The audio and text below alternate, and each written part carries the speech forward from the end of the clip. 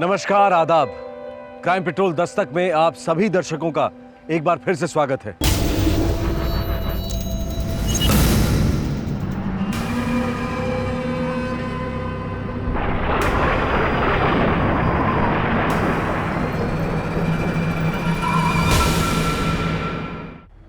मुर्दे सिर्फ कहानियों और हॉरर फिल्मों में जिंदा होते हैं।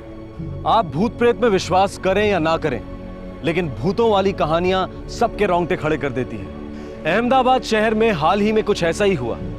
मौत खुद संदेशा देने पहुंच गई कि काश मैंने जुर्म की दस्तक वक्त पर सुनी होती। जुलाई 2011, अहमदाबाद।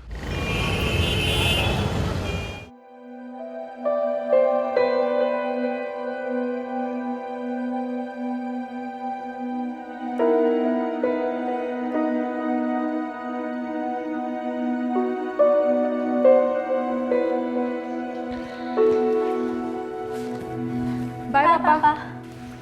बाय बेटा, संभल कर जाना। हाँ? अरे मनीषा, बिजली का बिल भरना है, भूलना नहीं। हाँ हाँ बा, नहीं भूलूंगी।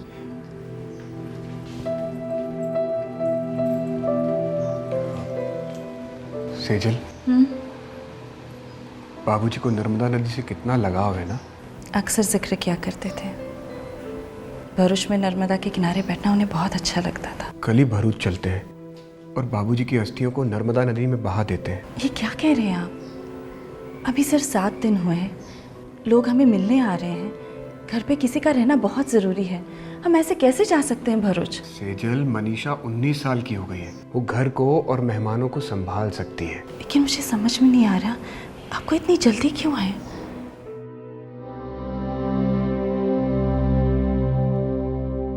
मुझे अच्छा नहीं लग रहा कि बाबूजी की अस्थियां अब तक घर में पड़ी हैं। ऐसा लग रहा है जैसे बाबूजी मुझसे कह रहे कि बेटा मेरी अस्थियों को नर्मदा नदी में बहा दो, अभी बहा दो। एक और काम था। क्या? भरूच से मनीषा के लिए जो रिश्ता आया था, उस लड़के को भी देखाते हैं। क्या हो गया है आपको? अभी तक बाबूजी की अस्थियां नहीं बहाई हैं हमने। सेजल, वो रिश्ता बाबूजी लेकर आए थे, याद है ना? जैसा आपको ठीक लगे, लेकिन सुबह जल्दी निकलकर रात तक लौट आएंगे। बच्चियों को ऐसे अकेले घर पे रखना मुझे बहुत घबराहट होती है।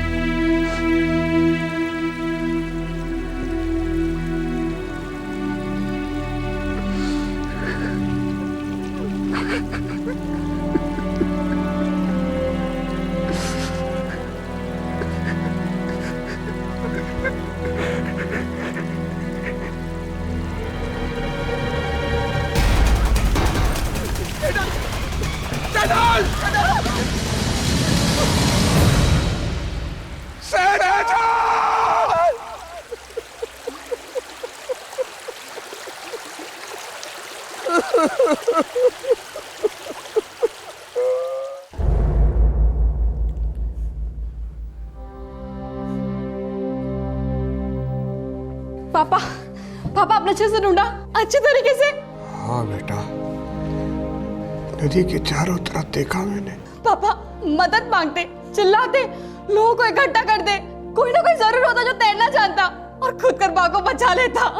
आवाज ही बंद हो गई।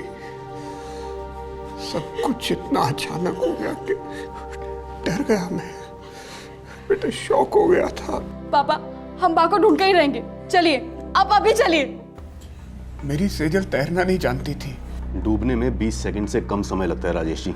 अब भरूच से अहमदाबाद गए, बेटियों को बताया और अब यहाँ आए। 16 घंटे बीत चुके हैं। भरूच में मदद नहीं मांगी आपने? समझ में नहीं आ रहा पहले मैं क्या कर रहा हूँ, क्या हो रहा है। सर प्लीज हमारी बाघ को ढूंढने में मदद कीजिए। शायद किसी ने उनकी जान बचा ली हो। बचा ली होती तो खुद कांटेक्ट करती ना, सीधे घर चली आती। या उनका भी दिमाग सुन पड़ जाता है राजेश जी की तरह। कुछ कीजिए। 16 घंटे बीत चुके हैं, अब तक लाश पता नहीं बहकर कहाँ चली गई होगी। बात नहीं मर सकती अंकल, आप बाघ को ढूंढिए। अच्छा ठीक है, रो मत बेटा। हम एक काम करते हैं, भरूच पुलिस को मैसेज करते हैं, फिर देखते हैं क्या हो सकता है। चलिए ध्यान से, उधर पीछे ध्यान से, चलिए ध्यान से, वहां पीछे, हाँ वहां। कुछ भी नहीं है। मैंने कहा ना साहब, बचना नामुमकिन है। एक बार नर्मदा माता चिढ़ जाती है तो कितना बड़ा तैरने वाला उस्ताद क्यों ना हो, बच नहीं सकता, माता निगल जाती है। राजेश, सेजल तुम्हारी बीवी थी, तुम्हारे बच्चों की माँ, ऐसे कैसे चुपचाप डूब जाने दिया उसे? क्यों नहीं छलांग लगा दी पानी में तुमने? मेरी बच्चियां अनाथ नहीं हो जाती ससुर जी। मुझे भी तैरना कहाँ आता है, बच्चियों के बारे में सोच के पानी में नहीं कूदा मैं। अगर मेरी दोनों बच्चियों के हाथ पीले हो गए होते तो एक पल के लिए नहीं सोचता। साथ साथ मैं भी समा जाता नर्मदा नदी की गोद में।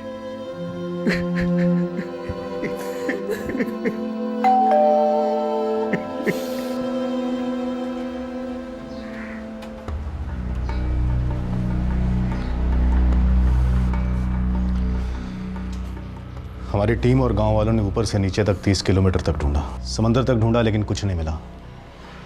शायद नदी के बहाव में लाश समंदर में बह गई हूँ। ऐसा कैसे हो सकता है? इस राजेश के पिता की अस्थियां बहाने गए थे और मेरी बेटी बह गई। किसी ने कोई मदद नहीं की, कुछ भी नहीं किया। आज तक मैंने ऐसा कभी नहीं सुना, कभी नहीं सुना। पर मैंने देखा, पल झपकते छीन ली मेरी पत्नी उस नदी ने। अगर मैं कुछ कर सकता तो मैं करता नहीं वहां पे। इस बात का क्या मतलब है कि मैंने आज तक सुना नहीं? अरे लोग नदी में बह नहीं जाते क्या? बह नहीं जाते? पता नहीं नदी मुझसे किस जन्म का बदला निकाल रही है। पता नहीं किस जन्म का बदला निकाल रही है। मुझे इस नदी वाले एंगल से बड़ी बू आ रही है। 7 दिन पहले राजेश के पिता का देहांत होता है और उसके अस्थियां बहाने के चक्कर में राजेश की बीवी नदी में बह जाती है। माना कि नदी बहुत गहरी है, लेकिन उससे भी गहरी साजिश है।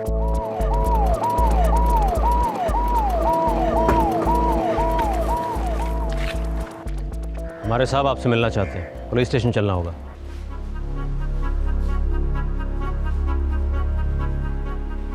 तुम्हारे दादाजी कुछ दिन पहले गुजर गए। जी मेडिकल रिपोर्ट कहती है हार्ट अटैक। जी। कोई दिल की बीमारी थी या कोई टेंशन? देखो मनीषा, तुम्हारी माँ का इस तरह से पानी में बह जाना गड़बड़ लग रहा है। वो भी दादाजी की मौत के ठीक 7 दिन बाद होना और भी गड़बड़ लग रहा है। ये बताओ कि दादाजी को हुआ क्या था? उनको बहुत ज़्यादा गुस्सा आया था। अगर ये गंदगी जारी थी तो इस तरह गिड़गिड़ा के मुझे वापस बुलाने का क्या मतलब था राजेश? अरे कोई गंदगी वंदगी नहीं है, सब कुछ खत्म हो चुका है। शर्म करो राजेश। बिल्ली भी आंखें बंद करके दूध पीती ये सोचे कि उसे कोई नहीं देख रहा, लेकिन तुम्हारी तो आंखें खुली है ना। तुम अच्छी तरह जानते हो कि हमारी दोनों बेटियां जानती है तुम्हारे नाजायज संबंध है, फिर भी तुम मना करो। बुलाओ उन दोनों को, बुलाओ उनके सामने। बस बहुत हो गया। 1000 बार कह चुका हूं कि नमिता को बीच में मत घसीटा करो, मत घसीटा करो। उसके और मेरे बीच में कोई रिश्ता नहीं है। रिश्ता है और मैं ये साबित कर सकती हूँ। बस करो, हद हो गई। अरे कुत्ते बिल्ली की तरह।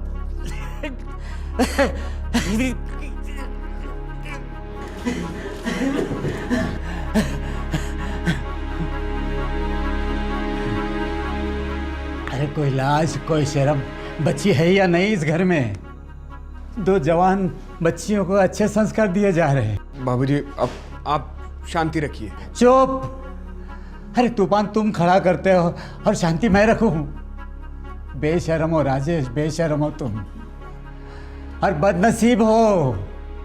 अरे अपनी खुश नसीबी पहचान नहीं पा रहे तुम। अरे इतनी अच्छी बीवी है तेरी, अरे 2 बच्चे हैं, तो क्या ढूंढने जाते हो बाहर तुम? जानवर है तू। हमने कभी तुम्हें गलत नहीं सिखाया। देखो राजेश, तुम दोनों ने लव मैरिज किया है। हमने कभी अड़चने आने दी है उसमें? सेजल के माताजी और बापूजी ने भी तुम्हें सहारा दिया है, सपोर्ट किया है, और आज तुम्हारे प्रेम कहानी का ये हशर है।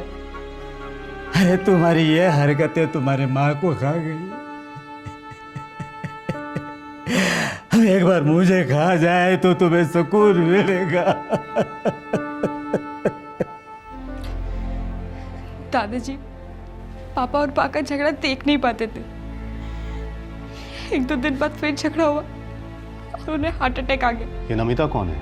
पापा के साथ म्युनिसिपल ऑफिस में काम करती है, विधवा है। उसका और पापा का अफेयर था।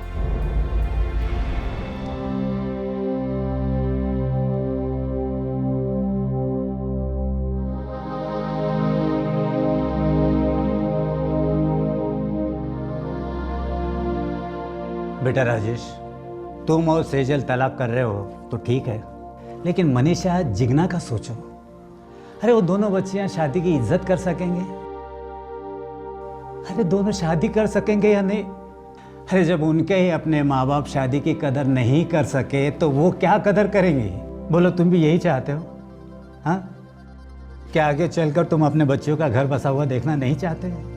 सेजल बेटा, तुम्हारे बाबूजी बहुत पते की बात कह रहे हैं। ईश्वर भाई, मैं आपकी बात से पूरी तरह सहमत हूँ। सब कुछ भुलाकर नए सिरे से शुरुआत करने में ही सबकी भलाई है। हाँ, मैंने तो आज तक कोई गलती नहीं की, लेकिन राजेश ने तो पाप किया है। फिर भी मैं उसे माफ करने को तैयार हूँ। लेकिन क्या है, नमिता को भूल पाएंगे? दिल से बोलना राजेश, और सच बोलना। देखो राजेश बेटा, तुम ईश्वर भाई के इकलौते संतान हो और सेजल मेरी इकलौती बेटी है। ईश्वर भाई और मेरी जान दोनों बच्चियों में अटकी पड़ी है। हमारे लिए, इन बच्चियों के लिए और अपने पुराने प्यार के खातिर बेटा, एक बार एक दूसरे को मौका और दे दो।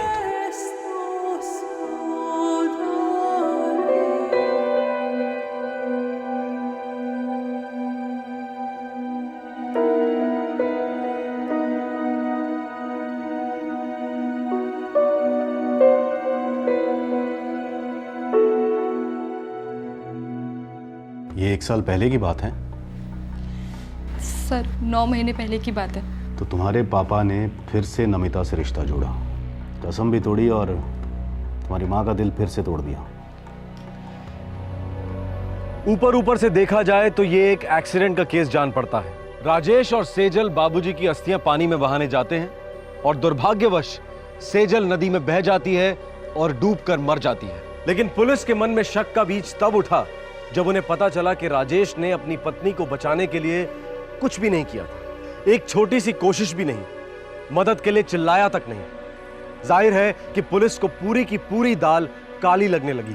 क्या इस काली दाल में कुछ पीला भी था? क्या राजेश की बातों में कुछ सच्चाई थी या नहीं? देखिए, हमें पूरा डाउट है कि ये केस एक्सीडेंट का केस नहीं है। सेजल पुल पर से गलती से नहीं गिरी, कुछ और हुआ है, जुर्म हुआ है। आपको किसी पर शक है? शक करने से क्या होगा? सेजल वापस आएगी, मेरी नवासियों को उनकी माँ वापस मिलेगी। नहीं मिलेगी, लेकिन शायद सेजल की आत्मा को शांति मिलेगी। आपको नहीं लगता कि राजेश झूठ बोल रहा है? राजेश ने मेरी बेटी का भरोसा और दिल दोनों तोड़ा है। मैं उस पर या उसकी बातों पर कभी यकीन नहीं करता, लेकिन मैं उसे खूनी नहीं मान सकता। राजेश उस हद तक नहीं जा सकता है। प्यार तो है, सालों से है। वो शादीशुदा है, 2 जवान बेटियां हैं राजेश की। प्यार वो सब कुछ नहीं देखता। और हाँ, मैं भी कभी शादीशुदा थी, मेरे भी 2 बच्चे हैं। पति की मौत कैसे हुई थी आपके? उनका एक्सीडेंट हुआ था, लेकिन हाँ, मैंने उन्हें नहीं मारा और ना ही सेजल को, जिसका आप मुझ पर शक कर रहे हैं। क्यों ना करें शक? सेजल अगर राजेश की जिंदगी से निकल जाती और राजेश मुझसे शादी कर लेता तो बढ़िया होता। सेजल को मार कर अपना घर बसाना नहीं इंस्पेक्टर, कभी नहीं। प्यार एक चीज़ होती है और पागलपन दूसरी। सेजल के खून में शामिल होना मतलब अपने बच्चों की जिंदगियों को खतरे में डालना है। मैं राजेश से इतना प्यार नहीं करती जितना अपने बच्चों से प्यार करती हूँ। मनीषा, क्यों किया तूने ऐसा? जो पुलिस ने मुझसे पूछा, मैंने सच सच बता दिया। मैंने आज तक कभी तुम दोनों से झूठ बोला? तेरी बात से बोला हो, लेकिन तुमसे कोई झूठ बोला? जिग्ना बेटा, तू बता, तुझे क्या लगता है कि जो कुछ हुआ वो हुआ ही नहीं है? तेरी माँ गिरी नहीं है, मैंने धक्का दिया उसे। बोल, तुझे ऐसा लगता है? मुझे ऐसा लगता है। मुंह तोड़ दूंगा तेरा। उससे मेरा मुंह बंद नहीं होगा। आप बात से नफरत करते थे और आप नहीं चाहते थे कि बाइस घर में वापस आए। ऐसा अगर ऐसा होता तो पिछले 1 साल से हम लोग इस घर में एक साथ रहते। क्योंकि दादाजी और नानाजी ने आप पे दबाव डाला था, इसलिए। और दादाजी तो अब रहे नहीं, और उनके बिना नानाजी आपको कुछ कह नहीं सकते। बस कर अब। दादाजी ने भी आपसे यही कहा था, बस। लेकिन आपने सुना? आप तो उस नमिता की शादी करके रहेंगे, लेकिन पापा, बाप को देख रही है, बाप को देख रही है पापा।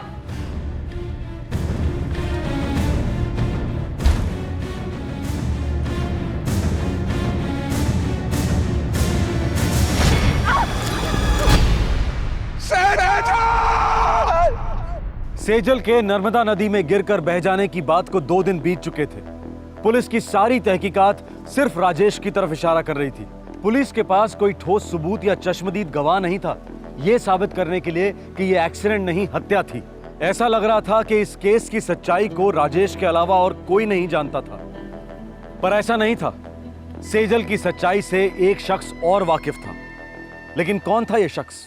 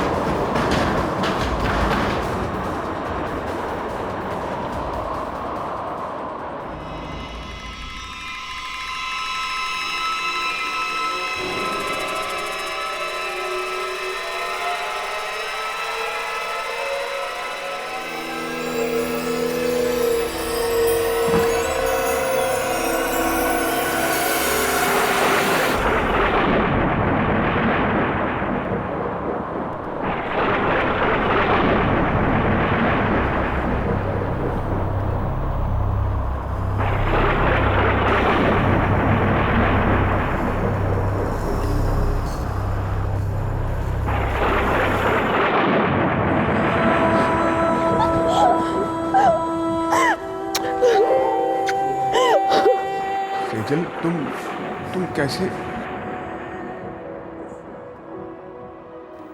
एक ऐसा सच है जो सिर्फ तुम और मैं जानते हैं, और वो सच मैं तुमसे बुलवाऊंगी।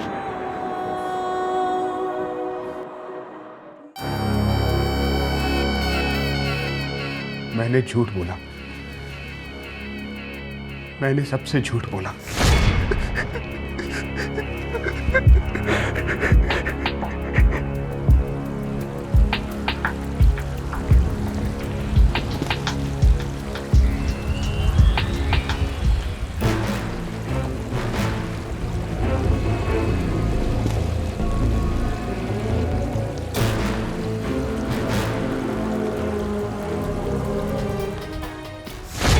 मैं सेजल को एक अरसे से मारना चाहता था, बस मौके की तलाश थी। मौका मिलते ही मैंने सारी प्लानिंग कर ली। मुझे मालूम था कि सेजल को तैरना नहीं आता है, इसलिए उसके बचने का तो कोई चांस ही नहीं था। बाबूजी के जाने के बाद मैंने सोचा कि बस बहुत हो गया शादी का नाटक, मुझे नहीं बनना है शादीशुदा जिंदगी का आदर्श पति। शादी का मतलब तो मन और दिल का मिलन होता है। लेकिन सेजल मेरे गले से बंधी हुई पत्थर थी, बोझ थी वो। मैं अपनी दोनों बच्चियों से बहुत प्यार करता हूं, लेकिन मुझे अपनी जिंदगी जीनी थी और मेरे ससुर जी ऐसा कभी नहीं होने देते। इसलिए मैंने सेजल को हमेशा के लिए अपनी जिंदगी से अलग कर दिया।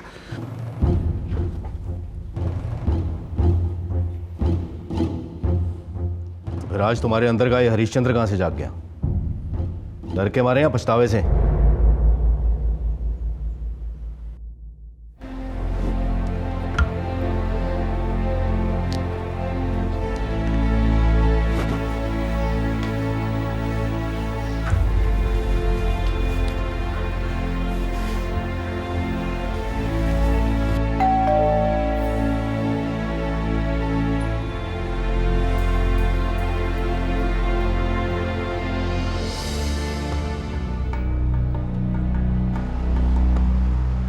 सेजल जी, आखिर आप मौत को मात देकर वापस कैसे लौटी? मुझे वापस भेजा गया, सच बताने। वापस भेजा गया? किसने भेजा? मेरी मौत ने।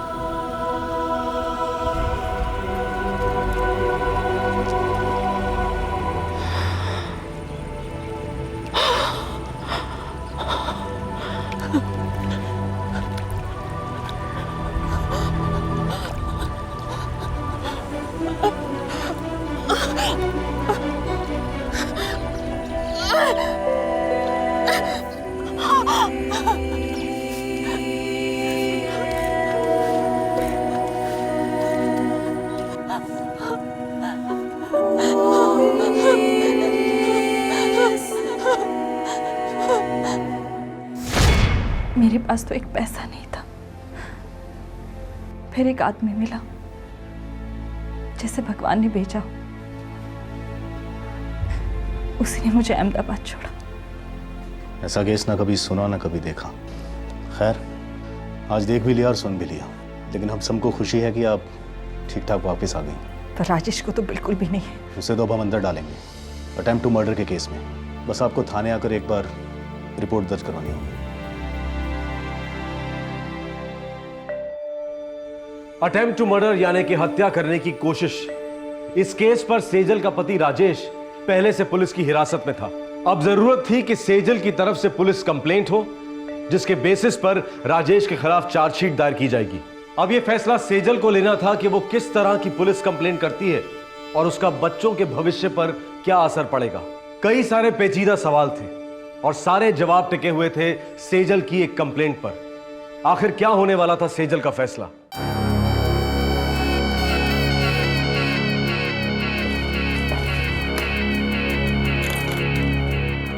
तुम जा सकते हो। सुना नहीं? तुम जा सकते हो, तुम्हारी रिहाई हो गई है।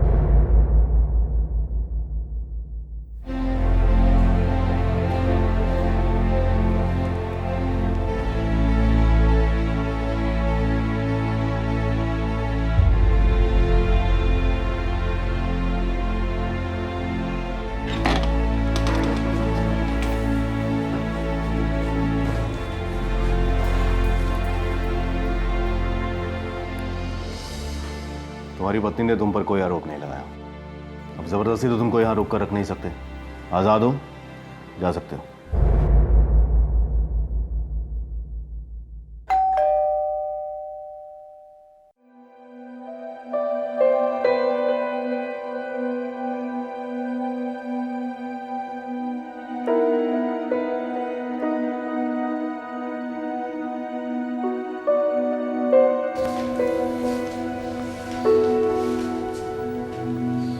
सेजल, तुमने मेरी इतनी बड़ी गलती को माफ कर दिया? नहीं, मैंने अपनी सबसे बड़ी गलती को कबूल किया। ये क्या कह रही हो तुम? मुझे तुम्हारे गुस्से, तुम्हारे आक्रोश की दस्तक को सुनना चाहिए था। जानना चाहिए था कि प्यार तो सिर्फ मैं तुमसे करती हूँ। तुम्हारे दिल और जिंदगी में मेरे लिए कोई जगह नहीं है। झूठे सपने देख रही थी मैं, जो झूठी नींव पे खड़े थे। नहीं सेजल, ऐसा नहीं है। ऐसा ही है राजेश, और इसी झूठ से तंग आके तुमने मुझे मारने की कोशिश की। फिर भी मैंने तुम्हें माफ कर दिया, क्योंकि मैं जानती हूँ तुम्हारी अपनी जान जा रही थी जो नमिता में अटकी थी। उसका इसमें कोई हाथ नहीं है। मानती हूँ, इसलिए तुम्हारा हाथ उसके हाथ में देके मैं हमेशा के लिए जा रही हूँ। और मनीषा और जिग्ना भी तुम दोनों के प्यार के बीच में नहीं आना चाहते, इसलिए ये दोनों मेरे साथ रहेंगी। मुझे जिंदा रहने का कोई हक नहीं है। तुम्हें ये जिंदगी जीने का पूरा हक है, जितना मुझे है, जितना सबको है। लेकिन सिर्फ जिंदा रहना मायने नहीं रखता राजेश, जिंदगी को जीना भी बहुत जरूरी है।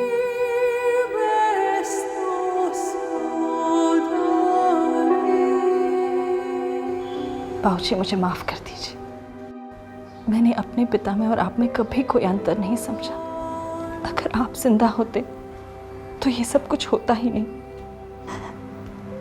लेकिन अब जहां भी है, राजेश को माफ कर दीजिए। उसको अपनी जिंदगी जीने का पूरा हक है, और मुझे अपनी खुशियों के लिए किसी को बर्बाद करके कोई खुश नहीं रह सकता भाऊजी, खुश नहीं रह सकता।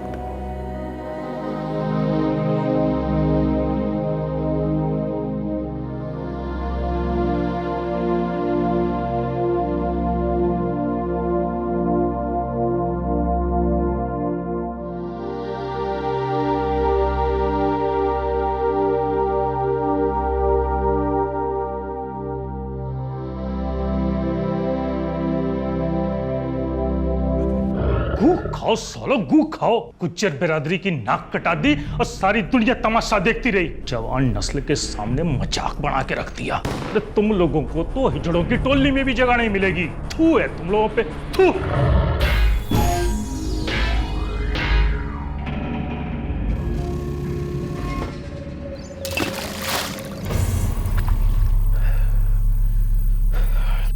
धुल गए पाप। अब कोई कुछ बोल के दिखा दे। अब देखते ना राजपूतों के पिछवाड़े में कितना दम है। साले हम गुजरों को नीचा दिखाना चले थे, मिल गया जवाब सालों को। राष्ट्रपिता महात्मा गांधी ने जातिवाद को मानवता का सबसे बड़ा दुश्मन माना था, पर दुश्मनी के दलदल में पनपने वाला जातिवाद का नासूर दम तोड़ने का नाम ही नहीं लेता, बल्कि दिन ब दिन ये जाने लेता जा रहा है, तबाही मचाता जा रहा है। जून 2010, नई दिल्ली।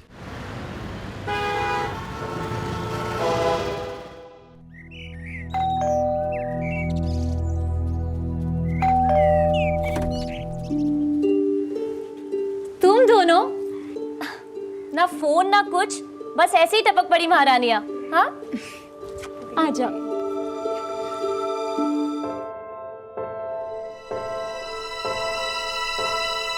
क्या हुआ? टेंशन है, तुझसे और जीजू से कुछ जरूरी बात करनी है। तुम लोग अंदर आओ। हाँ ना, समझो ठंडा हो रहेगा। जीजू एक बात बतानी थी। हाँ बोल। दरअसल खुशी और विवेक ने छुप के शादी कर ली है। Very nice. फिर क्या बात है, तुम लोगों ने छुप के शादी भी कर ली, जिस तरीके से मल्लिका और मैंने की थी। और याद है रोमा, तुमने हमारी कितनी मदद की थी। एक्चुअली ये दोनों ना तुमसे कुछ मदद मांगने आए हैं। हाँ तो बोल ना, इसमें शर्माने वाली क्या बात है। कि हम प्यार करने वालों की बिरादरी ना एक दूसरे की मदद पे टिकी है। मैं मुंबई जाना चाहती हूँ, मॉडलिंग करना है। विवेक तो अभी बिजी है, वो साथ नहीं आ सकता है, लेकिन मैं अकेले चली जाऊंगी। बस आप। हाँ तो ठीक है ना, टेंशन क्यों ले रही है। मेरे ऑफिस का कुलीग है उधर, मैं उसे फोन कर दूंगा, वो वहाँ पे सब बंदोबस्त कर देगा। और हाँ, पीछे से तेरे उस विवेक को ही पार्सल कर देंगे। आज टिफिन में तुम्हारी फेवरेट पालक पनीर रखी है। क्या बात है भाई, आज इस स्पेशल डिश की स्पेशल वजह? सिर्फ 5,000 रुपए चाहिए। क्या जान सकता हूँ मैं कि ये शॉपिंग किस चीज की हो रही है? शिमला के 2 टिकट्स और होटल रूम्स। शिमला? शिमला कौन जा रहा है भाई? हम दोनों, हमारी 4थी वेडिंग एनिवर्सरी है, भूल गए ना तुम?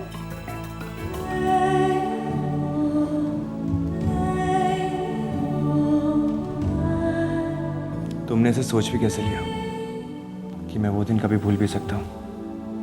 मैंने कभी सोचा भी नहीं था कि हम लोगों की शादी हो पाएगी। लेकिन मुझे पूरा विश्वास था, कभी कोई डाउट नहीं था। अब तुम ये सोचना समझना मुझ पे छोड़ो और अपनी चेकबुक भी। चेकबुक? ठीक है। और मैं तुम्हें तो शिमला ले जा रही हूँ ना। अरे रे रे रे रे रे।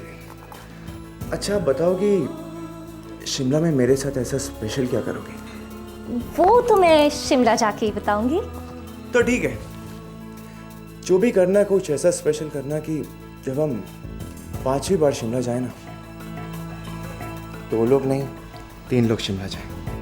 तुम, मैं और हमारी जूनियर मलिका। जाओ। और 25वीं सालगिरह पे भी हम शिमला ही जाएंगे, अगर जिंदा रहे तो। जीत प्लीज ऐसा मत बोलो। अच्छा ठीक है बाबा, मैं तो मजाक कर रहा था। ऑफिस के लिए देर हो रही है, मैं चेकबुक टेबल पे रख देता हूँ, तुम जाके शॉपिंग कर लेना। ओके?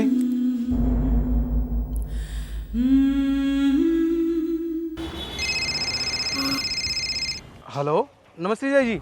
हाँ पुलकित, कैसा है? बड़े दिन हो गए थे, दीदी से ना बात हुई, आपसे भी बात नहीं हुई। हाँ काफ़ी दिन हो गए। और सुना? जी जी, आपसे ना एक हेल्प चाहिए थी, आके मिल सकता हूँ क्या अभी? हाँ जी, थोड़ा अर्जेंट है। तो एक काम कर, ऑफिस आ जा। जीजा जी, मैं ना अशोक विहार फेज 2 में हूँ। तो वो तो मेरे ऑफिस के रास्ते में पड़ता है। हाँ जी जी। तो एक काम कर, वहीं वेट कर, मैं तुझे आके पिक करता हूँ। मैं वेट कर रहा हूँ आपका।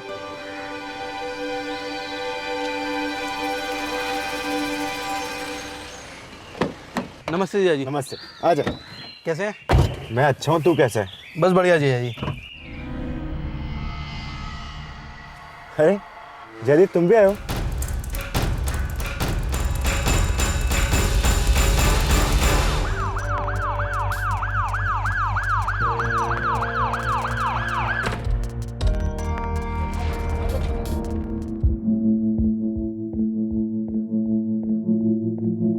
सर, लैंडलाइन का नंबर रिंग जा रही है सर, लेकिन कोई उठा नहीं रहा। कोई दूसरा नंबर नहीं है? मोबाइल नंबर है सर, लेकिन स्विच ऑफ है। एक काम करो, बॉडी पोस्टमार्टम के लिए भेजो, एड्रेस नोट करो, सीधा घर चलते हैं।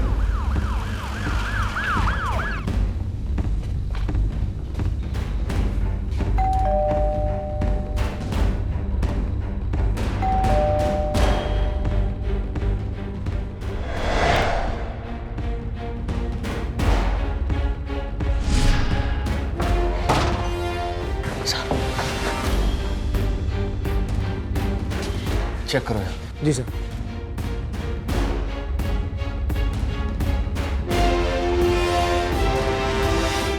सर यहाँ आइए सर।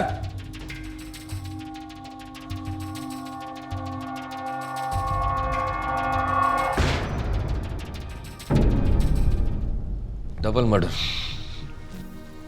कातिल वही होगा सर। गोली या कारतूस दोनों में से एक तो मिलना चाहिए। सारा घर छान मारो और मुझे फिंगरप्रिंट्स भी चाहिए, लॉकर वॉकर सब चेक करो। दोनों गोलियां नज़दीक से चलाई गई और दोनों की मौतें भी तुरंत हुई, ऑन द स्पॉट। दोनों गोलियां एक ही बंदूक से चली होंगी? बिल्कुल, ना कोई झड़प, ना कोई मारपीट, ना ही रंजीत की तरफ से और ना ही मिसेज रंजीत की तरफ से। तब तो ये चोरी का मामला नहीं लगता है, कातिल इन दोनों को जानता था। वैसे क्या टाइम डिफरेंस रहा होगा इन दोनों की मौतों में? यही कोई आधे घंटे 40 मिनट। रंजीत की बॉडी जिस कार से मिली है वहां से रंजीत का घर भी आधा घंटा की दूरी पर है। सर, रणजीत और मल्लिका दोनों वजीरपुर के रहने वाले हैं। इन दोनों की फैमिली को इन्फॉर्म कर दिया है, बस बॉडी क्लेम करने आते ही होंगे। मेरा ना किसके साथ क्या दुश्मनी थी बालका की।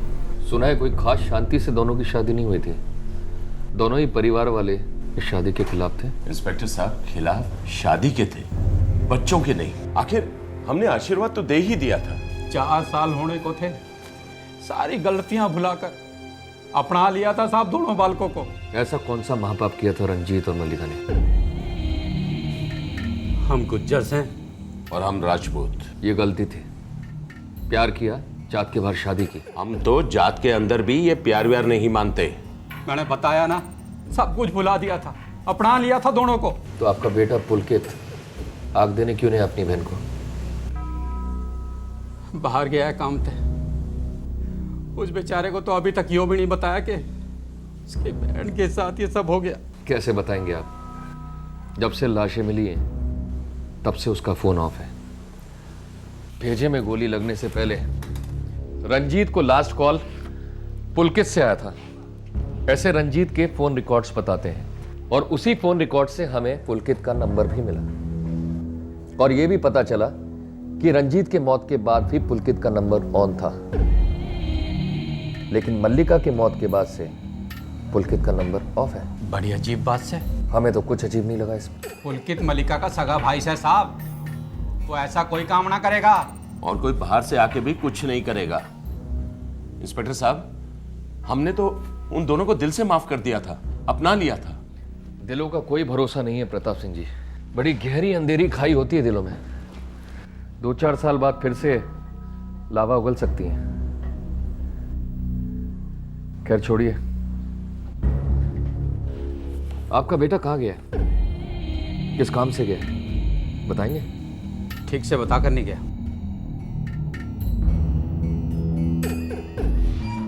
सर, मल्लिका के फोन रिकॉर्ड चेक किए सर। इसमें आखिरी नंबर उसकी चचेरी बहन रोमा का है सर।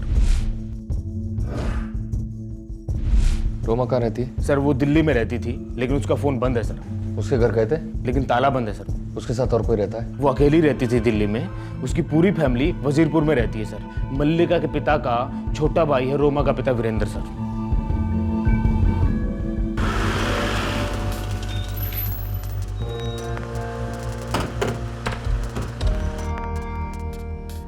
देख इंस्पेक्टर, मैं शमशान ना आया था क्योंकि मैं मंडप पे भी ना गया था। मैं उस शादी के सख्त खिलाफ था और आज भी खिलाफ हूं। जात के खातिर? जात के अलावा है के? हाँ? अरे गुज्जर बिरादरी की छोरी राजपूता के घर चली गई, इसका मतलब आपके समझोगे? मैं सिर्फ कानून की भाषा समझता हूं वीरेंद्र जी, और इस देश का कानून जातिवाद को जुर्म मानता है। खैर छोड़िए, आपकी बेटी रोमा का है? मने ना बेरा। और आपकी दूसरी बेटी खुशी? अरे मैंने कहा ना मने ना बेरा। आपकी 2 जवान बेटियां गायब हैं और आपको कुछ पता नहीं। मैं उन्हें अपनी बेटियां ही नहीं मानता। जब से उन दोनों ने मेरे बड़े भाई की बेटी मल्लिका से बेशर्मी ओढ़ी है, मैंने उनसे कोई नाता ही नहीं रखा। लेकिन आपका बेटा जयदीप, उसने तो नाता रखा है। 3 दिन पहले उसने रोमा से बात की थी। वही होगी बात है। की होगी नहीं, की है। जयदीप कहाँ है? खुद ही ढूंढ ले। अच्छा, हम उसे खुद ही ढूंढ लेते हैं, लेकिन एक बात याद रखना, छुपने वाले को हम अपने तरीके से ढूंढते हैं, फिर मेरे सामने आकर रोइएगा मत। राम राम। चल राजदीप। बड़ा पेचीदा मामला है। रंजीत और मल्लिका के माँ बाप ने शादी को स्वीकार लिया, लेकिन मल्लिका का चाचा वीरेंद्र, इसने जहर नहीं थूका। और सर मल्लिका का भाई पुलकित और रोमा का भाई जयदीप दोनों लापता हैं। रोमा का भी कोई कांटेक्ट नहीं। अजीब फैमिली ड्रामा है। जात के बाहर शादी हुई, अब 4 साल बाद इस बात को कुरेदने का क्या मतलब? मुझे तो लगता है कि रोमा कुछ ना कुछ तो जानती होगी, तभी उसे गायब किया गया है। तुम एक काम करो दीवान, वजीरपुर को तुम अच्छी तरह छान डालो। रोमा, रंजीत और मल्लिका, इन सब की कहानी का हर पन्ना छाप दो, क्योंकि इन्हीं पन्नों से हमें इस केस का सुराग मिलेगा।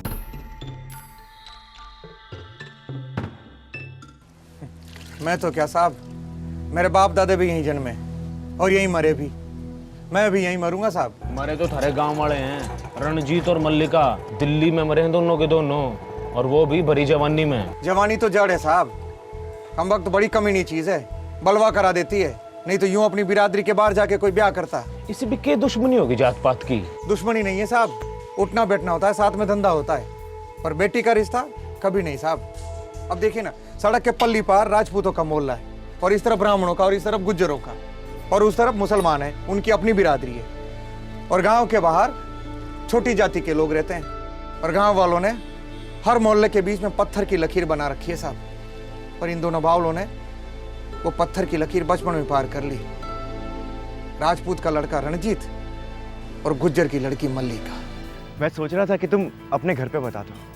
ना बाबा, पहले तुम अपने घर पे बताओगे, जिससे कि तुम्हारे घर वाले आए मेरा हाथ मांगने। हाँ, तुम जानती हो ना, उससे पहले मेरे हाथ पांव काट के डाल देंगे। हाँ, और मेरी तो बड़ी आरती उतारेंगे। ना बाबा, अगर बाबा को पता चला ना तो बस वो तो मेरी जबान ही काट देंगे। अरे बावलों, पढ़े लिखे हो ना, इतना तो जानते होंगे कि तेल और पानी एक ना हो सके है। काका, ये जो इश्क है ना, ये जमीन और आसमान को एक कर सकता है। तो फिर ये जात पात क्या चीज़ है? जात समाज का खंबा हुए है तो फिर तने रहना तो उसी में है। वजीरपुर से बाहर निकल के भी बहुत बड़ी दुनिया है, हम कहीं भी रह सकते हैं। और जब दो लोग प्यार करते हैं तो उनको सारी दुनिया अपनी लगती है। दुनिया में बचोगे तभी तो दुनिया अपने जैसी लगेगी। बेवक्त मरने से अच्छा है एक दूसरे को भुला के अपनी अपनी जिंदगी जियो। ना हम बेवक्त मरेंगे और ना ही एक दूसरे को भुलाएंगे। हम तेल और पानी को एक करके दिखाएंगे। क्या बताऊं साहब, मैंने कितना समझाने की कोशिश की दोनों को, पर दोनों ठहरे बावले। प्यार का भूत सवार था। बात की दोनों ने अपने अपने घरों में। फिर उसके बाद क्या हुआ? उसके बाद जो पिटाई हुई साहब, याद करके रोंगटे खड़े हो जाते हैं।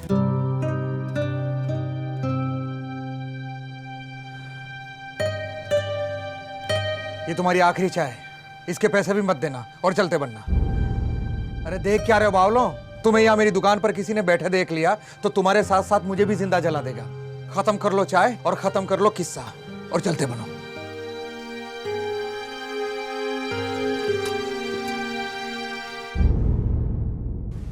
तो शुक्र है भगवान का, इन दोनों को लेकर गांव में कोई दंगा फसाद नहीं हुआ साहब।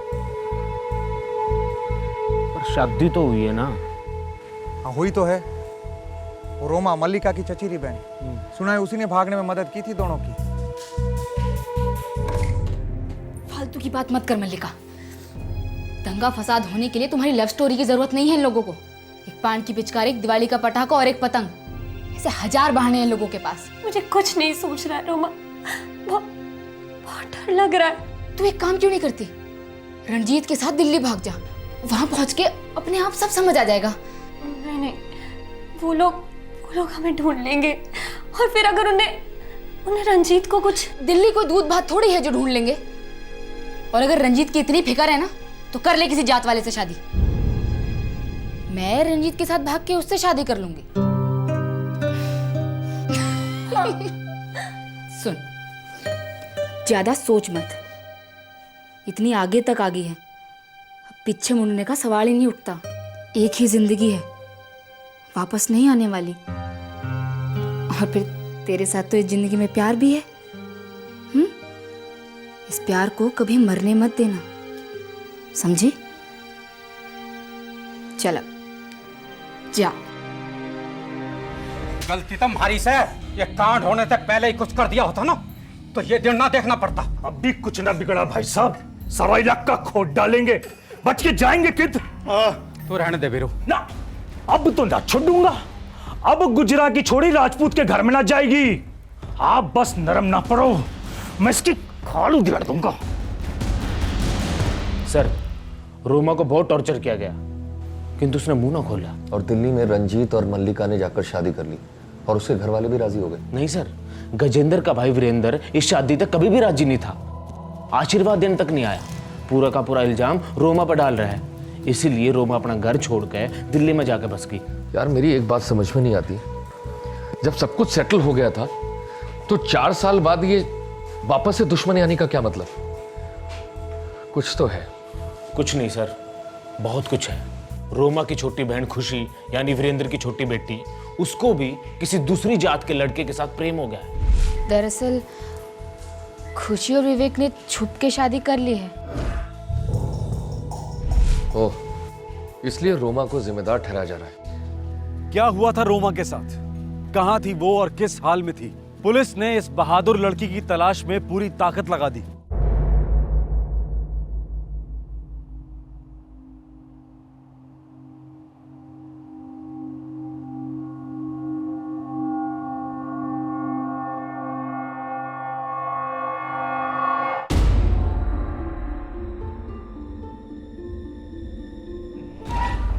सर, पीसीआर 6 से एक इंफॉर्मेशन आई है सर।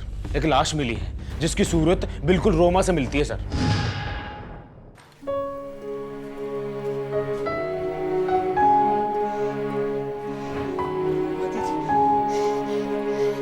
रोमा दीदी, रोमा दीदी, रोमा दीदी उठो, रोमा दीदी। बेटा, रोमा नहीं बेटा, इधर आ बेटा।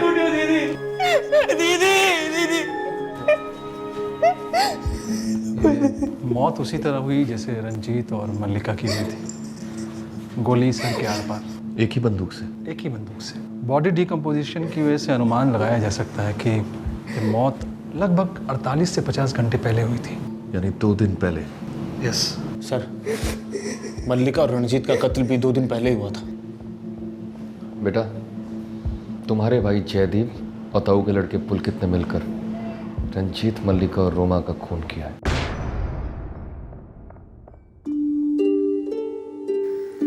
राजू, मुझसे वादा कर, जयदीप जैसे कभी भी स्कूल नहीं छोड़ेगा, पढ़ेगा, लिखेगा। जी दीदी, प्रॉमिस। और औरतों से तमीज से पेश आएगा, कभी हाथ नहीं उठाएगा। जी दीदी, जयदीप भाई जैसे कभी हाथ नहीं उठाऊंगा।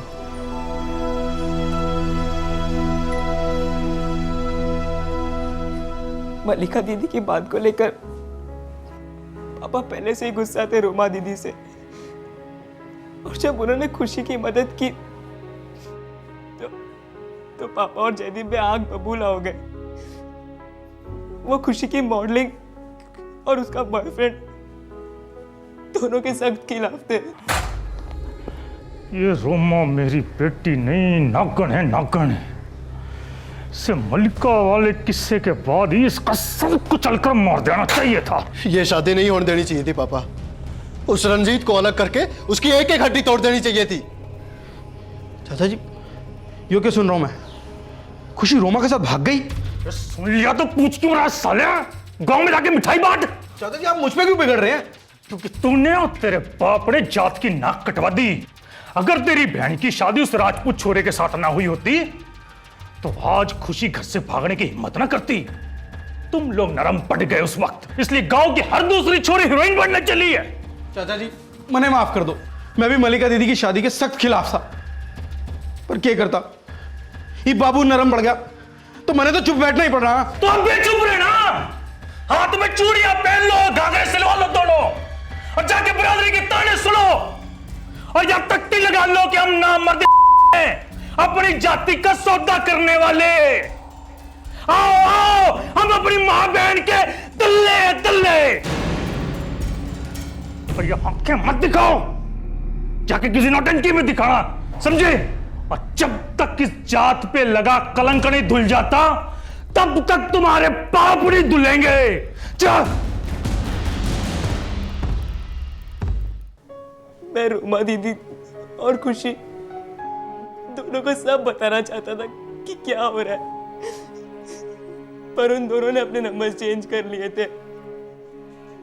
तो तुमने मल्लिका को फोन क्यों नहीं किया? सर, मेरा मल्लिका दीदी से 4 साल से कोई कांटेक्ट नहीं है। मेरे पास कोई नंबर्स नहीं थे सर। होते तो आज ये दिन नहीं देखना पड़ता सर। मैं जानकर भी कुछ नहीं कर सका सर, कुछ नहीं। मैं बहुत डरा हुआ था सर। सब खत्म हो गया। एक काम करो दीवान। जी सर। पुलकित और जयदीप के फोटोग्राफ्स सारे देश भर में फ्लैश कर दो। न्यूज चैनल, अखबार, इंटरनेट, सब जगह, खास करके दिल्ली, यूपी, राजस्थान और हिमाचल। उनके पिछवाड़ों पर ऐसी आग लगाओ कि भागकर हमारे हाथ लग जाए।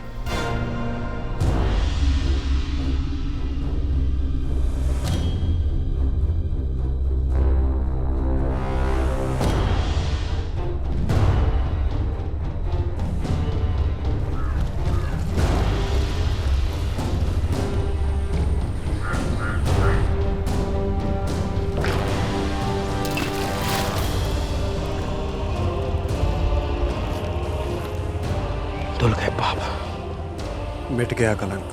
इतिहास बनाने चले थे और खुद ही इतिहास हो गए। और इस इतिहास को साला याद ही कौन रखता है?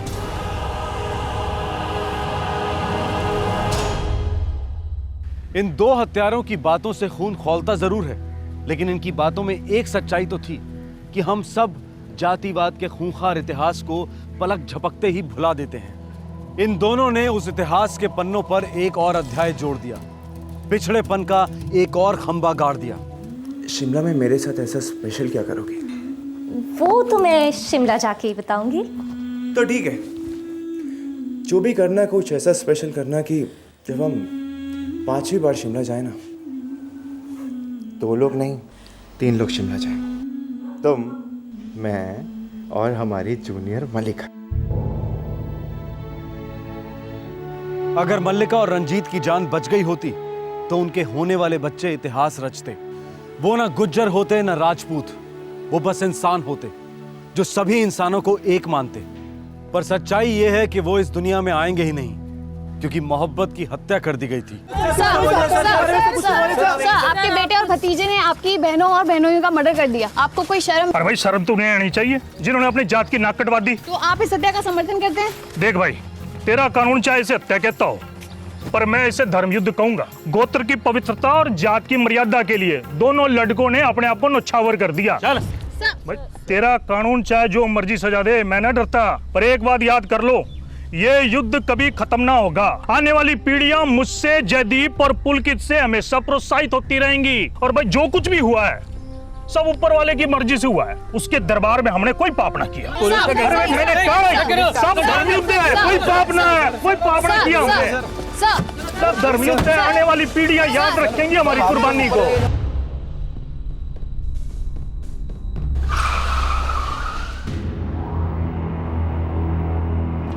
जाम लग रहा भाई। हाँ, अरे जयदीप, ओ भाई हम तो फेमस हो लिए और ये लगता है ये भी मारले खड़े हैं। डर लग रहा है मेरे भाई को। भाई रत्ती भर भी ना, बस एक ही बात का दुख है कि खुशी और विवेक दोनों मरने से बच जाएंगे। और सर जी, अरे हमें ढूंढने में क्यों अपना पसीना बहा रहे हो? हम लोग तो खुद ही आ गए आपके सामने। चलो, कहाँ चलो? सर जी, एक भी सवाल पूछने की जरूरत ना है, सारी स्टोरी बता देंगे वर्ड टू वर्ड। सर जी, जयदीप भैया को मैं लेकर गया था रंजीत से मिलाने के लिए। ठोक दे कुत्ते को। वहाँ से सीधा हम रंजीत के घर गए थे। दीदी, पापा को बड़ा बुरा लग रहा है रोमा और खुशी के साथ झगड़ा करके। बहुत दुखी है वो, खाना पीना सब कुछ छोड़ दिया उन्होंने। कह रहे थे कि बस बेटियों को अपने घर ले आओ, उन्हें सब कुछ मंजूर है। बस दीदी, आप लोग घर चलिए दीदी। अरे तो ये तो बहुत खुशी की बात है। रोमा सुनेगी तो उसे कितना अच्छा लगेगा। मैं उसे अभी फोन करती हूँ।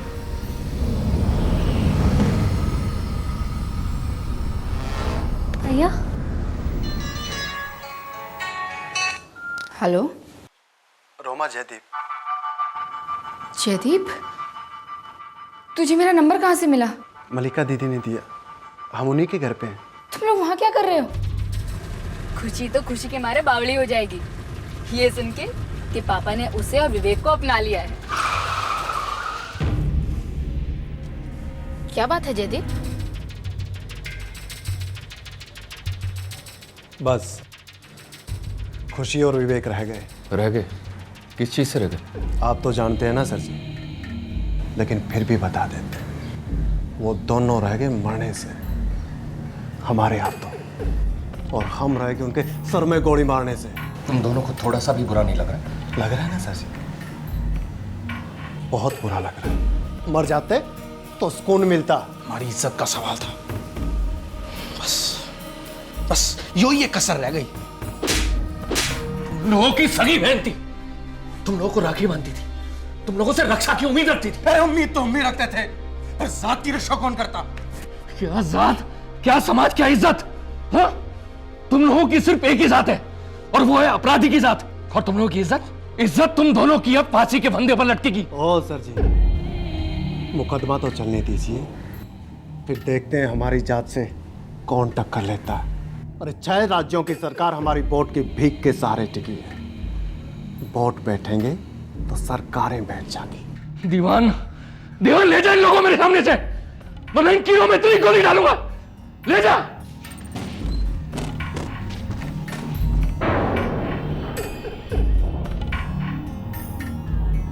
कोर्ट में पुलकित अपने स्टेटमेंट से मुकर गया, यह कहकर कि वो साजिश में शामिल तो था, लेकिन उसने खुद किसी को नहीं मारा। खुशी और विवेक को पुलिस प्रोटेक्शन दी गई है, पर यह पुलिस प्रोटेक्शन कब तक चलेगी? जिंदगी भर? क्या गारंटी है इस बात की कि वो दोनों किसी और जातिवादी सिरफिरे का शिकार नहीं होंगे? हमारे देश का संविधान और कानून बिना दो राय के जातिवाद और इस तरह की हत्याओं का हर तरीके से खंडन करता है। फिर हमारे पॉलिटिशियंस और प्रशासन इस तरह की लाचारी का प्रदर्शन क्यों करते हैं? और कितने मासूम लोगों की हत्याओं को नजरअंदाज करेगी ये वोट बैंक पॉलिटिक्स? सामाजिक सुधार और एजुकेशन तो चाहिए ही चाहिए, लेकिन उससे भी ज्यादा जरूरी है एक लोहे का हाथ जो जातिवाद के जहरीले सांप के फन को उठने ही ना दे। आपसे फिर मुलाकात होगी। अपना ख्याल रखें, सुरक्षित रहें। जय हिंद। क्राइम पेट्रोल्स के और भी दिलचस्प कहानी देखने के लिए हमारे चैनल को सब्सक्राइब करें और बेल आइकॉन दबाना न भूलें।